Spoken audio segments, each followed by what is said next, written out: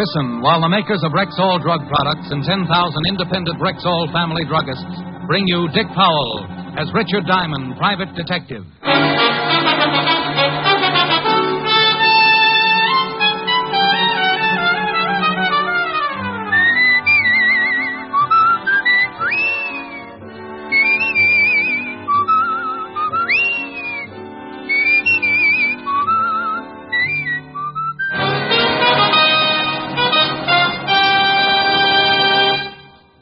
Good evening. This is your Rexall family druggist with a welcome from the 10,000 independent druggists who have made the word Rexall part of our own store names. We've done that because we recommend and sell the 2,000 or more drug products made by the Rexall Drug Company, like Rexall mineral oil, for example. This is the mineral oil specially refined for extra heavy body. What's more, Rexall mineral oil is tasteless, odorless, colorless, non-irritating, and non-habit forming. Quality like that is what we family druggists are talking about when we tell you you can depend on any drug product that bears the name Rexall. Good health to all from Rexall. Now your Rexall family druggist brings you a transcribed half hour with Richard Diamond, private detective, starring Dick Powell.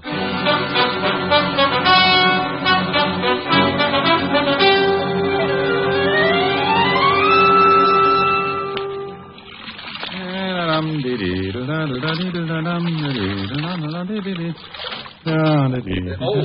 me. You know where I might find Mr. Richard Diamond? You want to hire him? Yes. Well, stop being so bashful, friend. Come in. Thank you.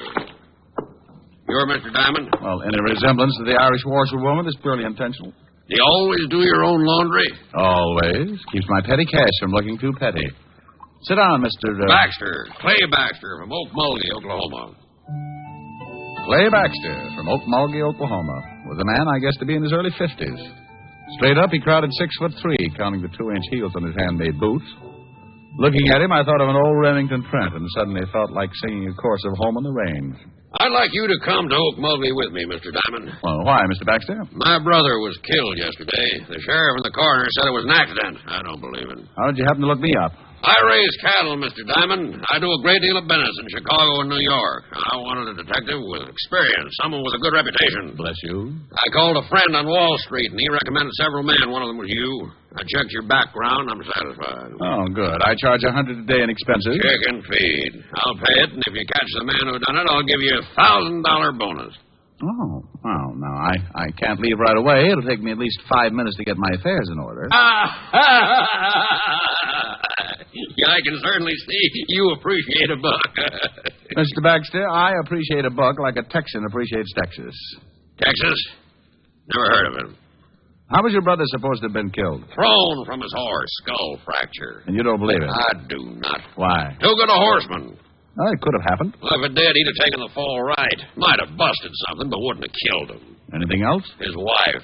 My brother was a wealthy man, Mr. Diamond. His wife will inherit everything. Ranch, cattle, all worth about $8 or $10 million. You think she had something to do with his death?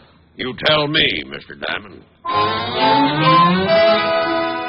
I called Helen, told her I was off to Okmulgee, promised I'd send her a couple of Navajos or whatever they had out there.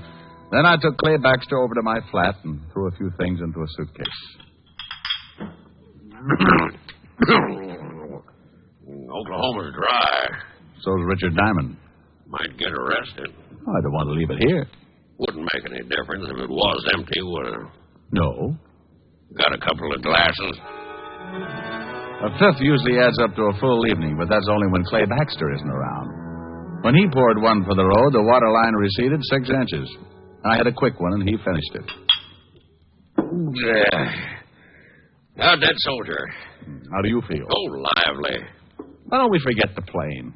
You just start running for the window, and I'll climb on.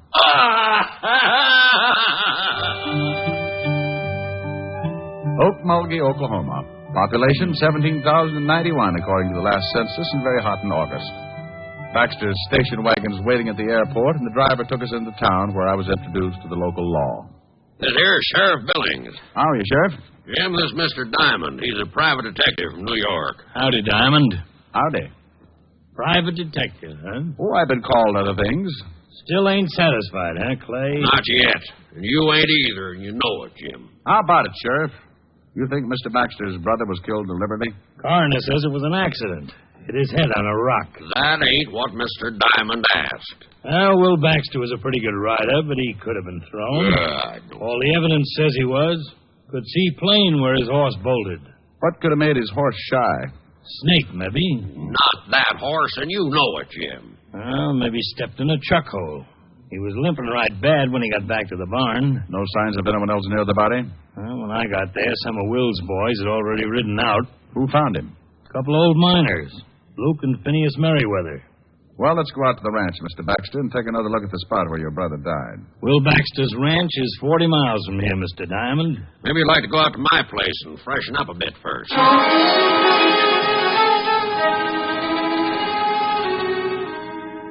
You go ahead and shave and shower. I'm going to go build me a drink. Hey, this is quite a place, Mr. Baxter. Glad you like it. Take a swim in the pool if you'd want, but watch out for the catfish. Catfish? I'm a bachelor. Don't use the pool much, and I don't usually have guests. Love catfish for dinner, so I keep them in the pool. I caught a guy once floating bodies in his bathtub. Don't say. Funny, Harvey. I showered and shaved and met Baxter out by the pool where he was feeding his catfish. I watched a pound of liver disappear like lychee nuts in the Tong War. And we all headed back to town where we picked up Sheriff Billings. 40 miles later, we pulled up in front of the late Will Baxter's ranch. A little different architecture, but just as impressive as my client's.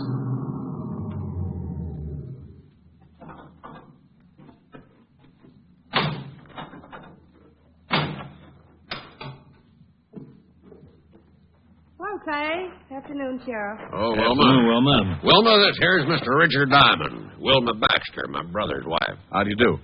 How do you do, Mr. Diamond? Private detective. Come up from New York. Oh? Well, why don't we all go in the house? It's too hot out here. Mr. Diamond wants to go out and look at the spot where Will got himself killed. Certainly. Have one of the boys fix you up with some horses. When you're done, why not stop back for dinner? Mr. Diamond's eating with me, and he's going to be pretty busy for a while. Now, I'll give you a rain check, Mr. Diamond. Oh, thank you. I'd like you to tell me about New York. It's been a long time, and I've almost forgotten what it's like. Let's go, Jim. It's getting late. Bye, Mr. Diamond. Nice meeting you. Goodbye, Mrs. Baxter. Seems all broken up, don't she? Yeah. Where was she when her husband got killed? Perfect alibi. In town all day. A lot of people saw her. Mighty fine-looking woman. Mighty.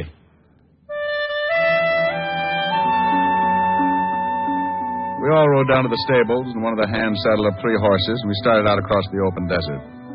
For a man who had spent all his life riding around in taxicabs, the experience was just short of agonizing. Just up ahead, Diamond. Swell. Never rode much, did you? No, I always bounce like this. Like to make my money belt jingle. Well, here it is. Whoa. Yeah, whoa.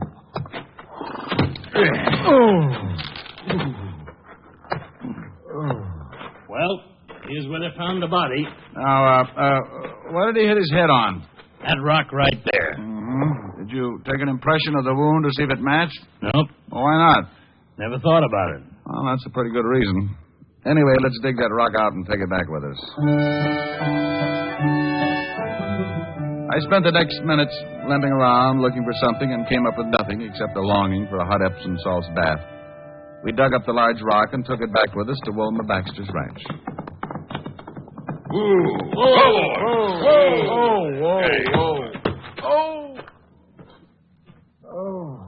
Howdy, Sheriff. Howdy, Frank. This here's Mr. Diamond, Frank. Diamond, this is Frank Kelly, the ranch foreman. Howdy. Detective fella, huh? Miss Baxter told me about you. Said you was doing some investigating. Yes, sirree. Scientific investigation. The way the city boys do it. What you going to do with that rock? Hopscotch. On second thought, I think we'll take turns untying the knots in my back. Good warm shower, and you'll feel fit as a fiddle. Well, I got a good start. I'm shaped like one. You'll find it a little bit rough out here, Diamond. Oh, I'll get used to it, Mr. Kelly. I hope you're right. Ain't much like the big city. Oh? Just what is the big city like, Mr. Kelly? Ain't never been there. Just what I've noticed. Looks like a man can get pretty soft living in the city. Well, I'd like to show you where I was brought up sometime, Mr. Kelly. We never got around to playing cowboy, though. We were too busy kicking each other's teeth out. See you later, Mr. Baxter. So long, Sheriff. I don't think Frank likes you, Diamond. Well, what about Will Baxter's horse? I can take a look at him. Right over there in that stall. Really pulled up lame. Oh, good horse. Never figured you're shy at anything. Man, look at that. His hip's swollen. Yeah, really twisted something. Steady, boy. Steady. Hey, that looks like an infection. Yeah, the funny thing, it kind of does. What are you getting at, Mr. Diamond? Oh, I'm not getting into thing, Mr. Baxter. I just said it looked like an infection. Yeah, we better tell Mrs. Baxter or Frank. Have someone take care of it. Tell me, boys, if you jabbed a horse with something, would that make him bolt? Come on, I want to get back to town and talk with the coroner.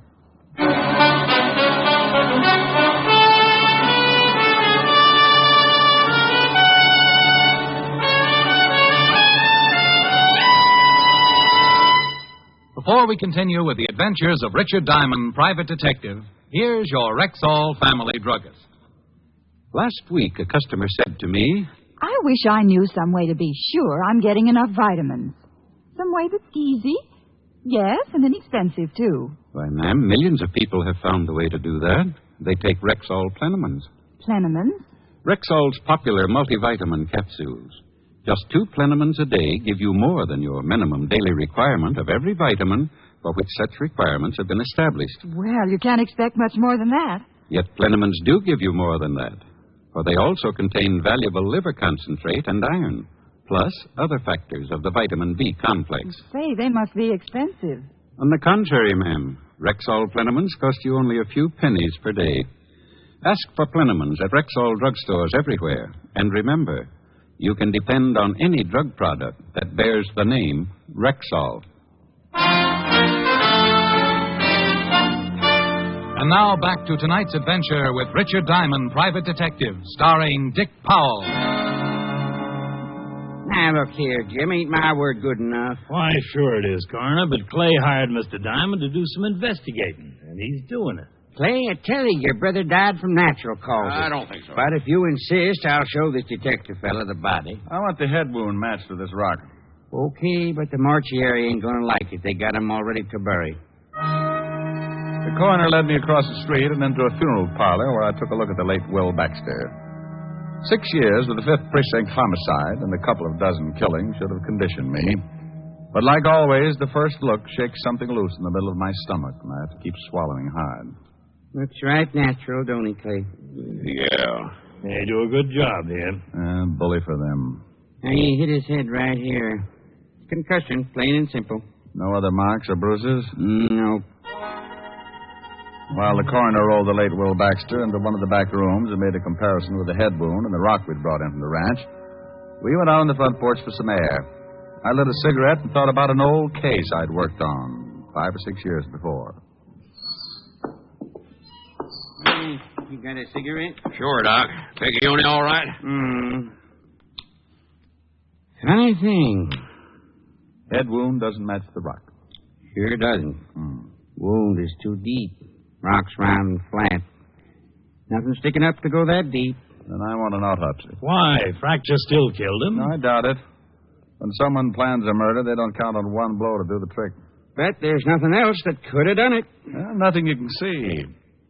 I've met someone here in Okmulgee that I'm pretty sure is wanted for another killing very similar to this. Now, Doc, go make that autopsy and fast. You think maybe you found something, Diamond? You think Will was killed deliberately? Maybe, but we'll have to wait for the autopsy. In the meantime, I'd like to go out and visit those 2 old-timers. Luke and Phineas? That's right, Sheriff. Well, it's mighty dangerous. Come on, I'll take you out. You better wait here for the report. Mr. Baxter and I will go on out. All right, you can use my horses, so you won't have to go all the way back to the ranch. Horses? Well, the Merriweather's on the other side of town, out about 10 miles, no road. Oh, horses, 10 miles. I mean, never play kick the can again.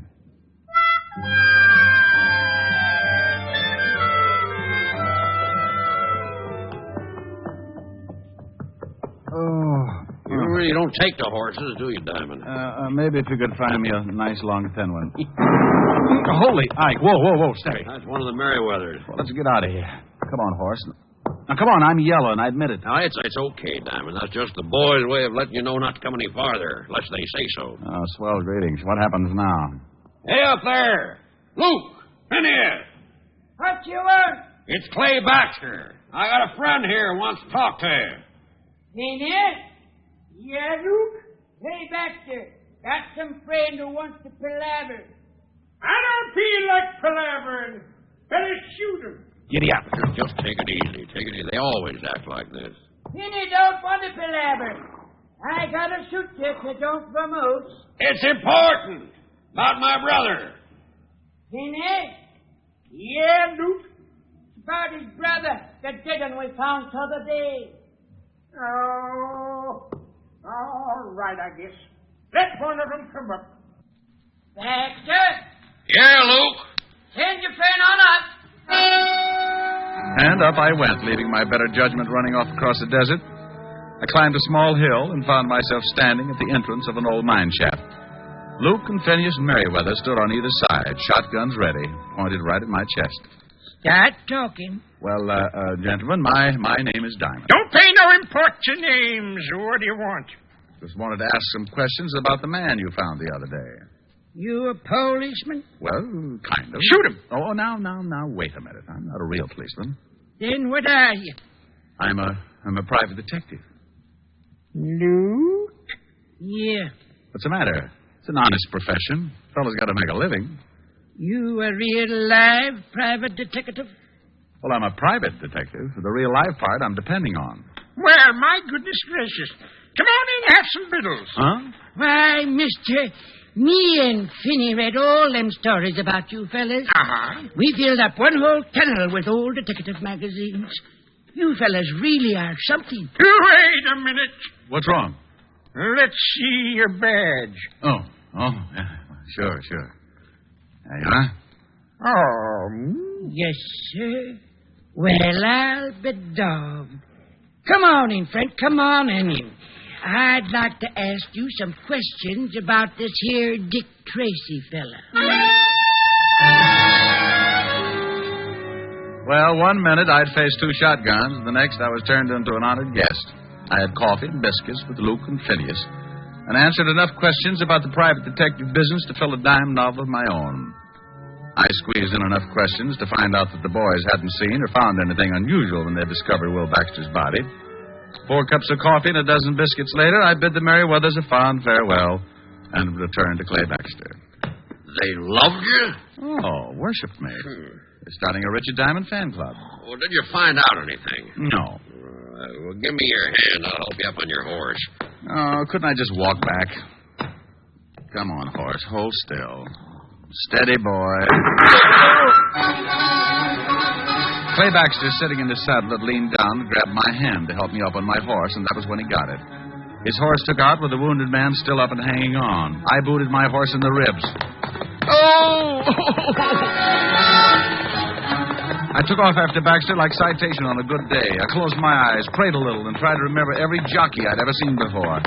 Suddenly, I looked up and spotted Baxter's horse dead ahead, standing still and right in my path. Whoa! Oh! Well, I guess it's just my time. If I don't die from this bullet I got in me, I'm going to do it from laughing.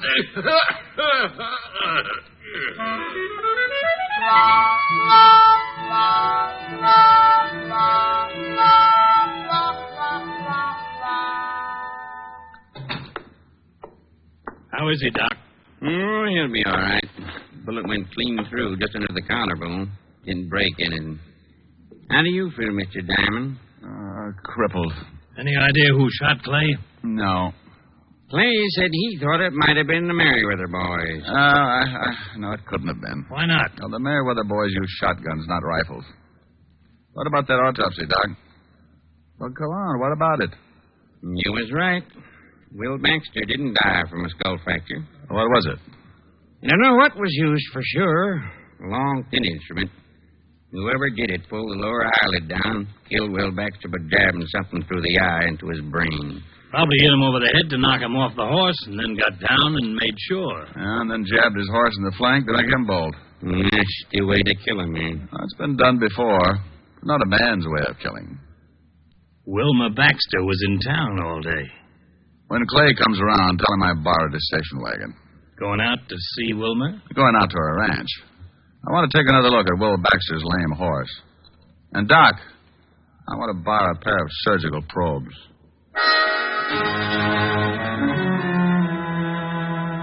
I climbed into the station wagon.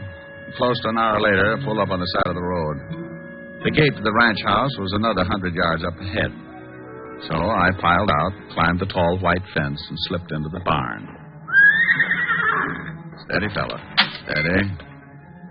Steady. The horse's left flank was still swollen and very close to a serious infection. I ran my hand over the spot. Steady, boy. There was something still stuck in the flesh, so I used the surgical probes and prayed the horse wouldn't kick my brains out. Whoa, whoa. Steady, boy. Steady. There. Sorry, fellow.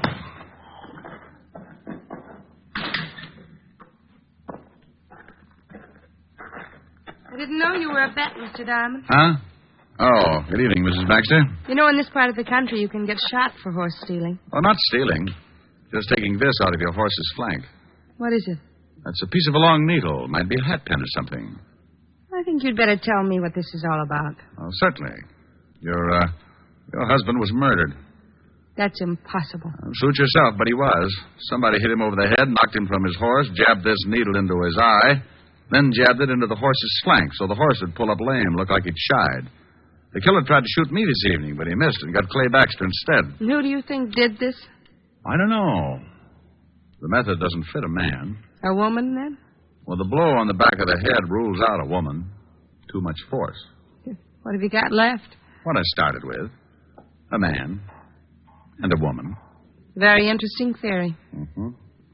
You're from New York, aren't you? I've been there. I thought so. Your face is familiar. I haven't been in New York in at least 10 years, Mr. Diamond. Oh, funny. Well, I've got to go out to the Merriweathers. Those two old miners who found my husband? Mm-hmm. They saw the murderer. What? Yeah, that's why I know how it was done. I was out there earlier, and I've got to go back after a sworn statement. Well, why didn't they speak up before this? Afraid. Said it was none of their business. See you later, Mrs. Baxter.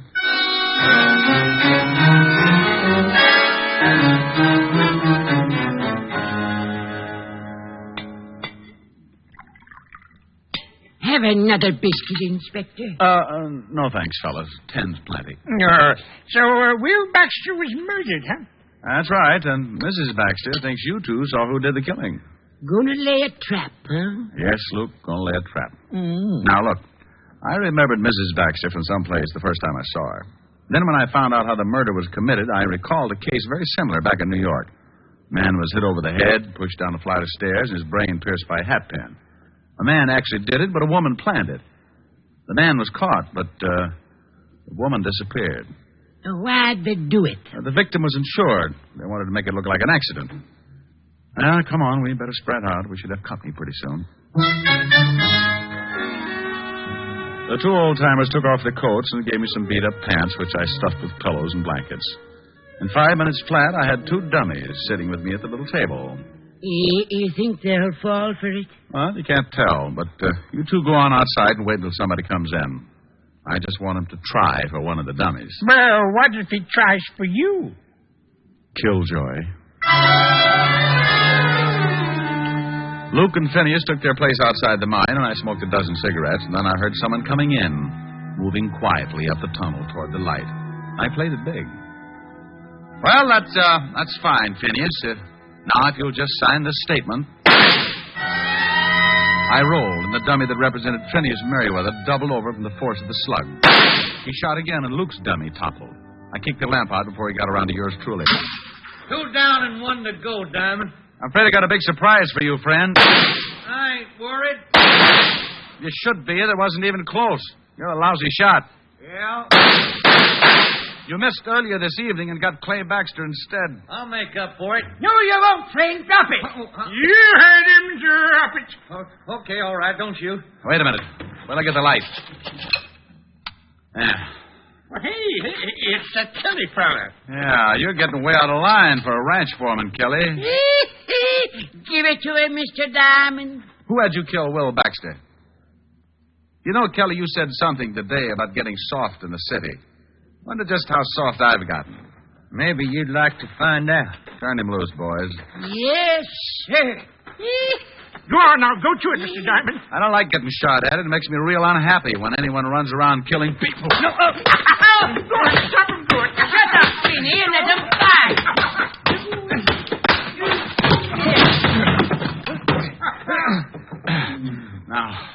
Now, Kelly, why'd you kill Will Baxter? Wilma Baxter talked me into it. Promised me a sheriff ranch. And for that, you killed a man, huh? It's a big ranch. Oh, get up.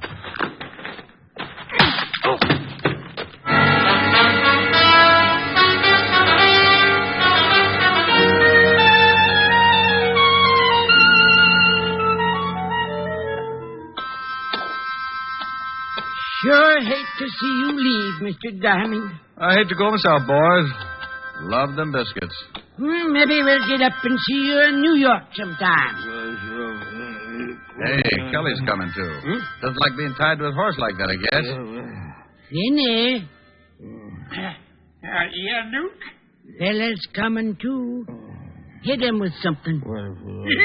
Sure.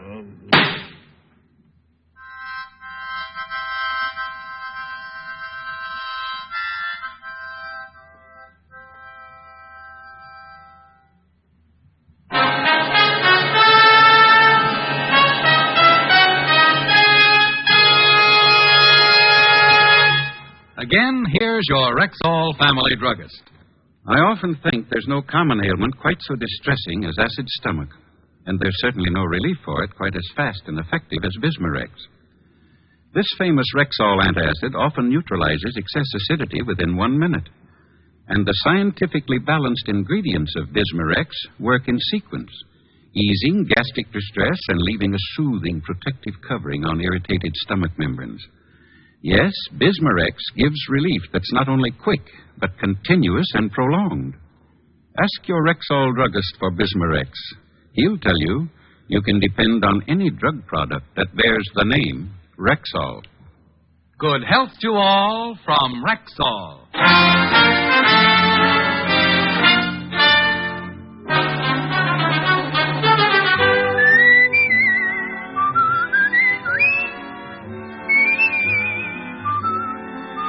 Richard Diamond, Private Detective, stars Dick Powell in the title role and is written by Blake Edwards, with music composed and conducted by Frank Worth. Featured in tonight's cast were Hal March, Arthur Q. Bryan, Virginia Gregg, Barton Yarborough, Wilms Herbert, and Wally Mayer. Richard Diamond, Private Detective, is transcribed in Hollywood by Jaime Del Valle. This is Bill Foreman inviting you to be with us next Wednesday at this time, when we will again bring you Dick Powell as Richard Diamond, Private Detective.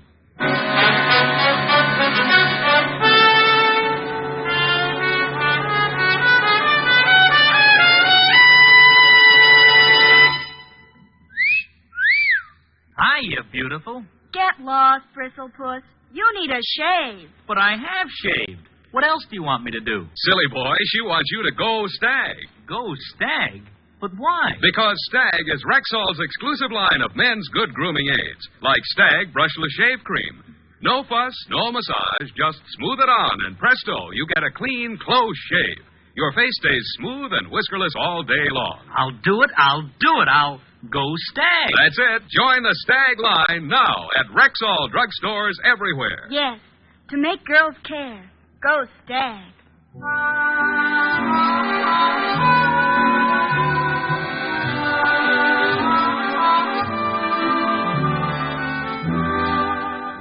Next week, both Groucho Marx and Bob Hope will be back on NBC.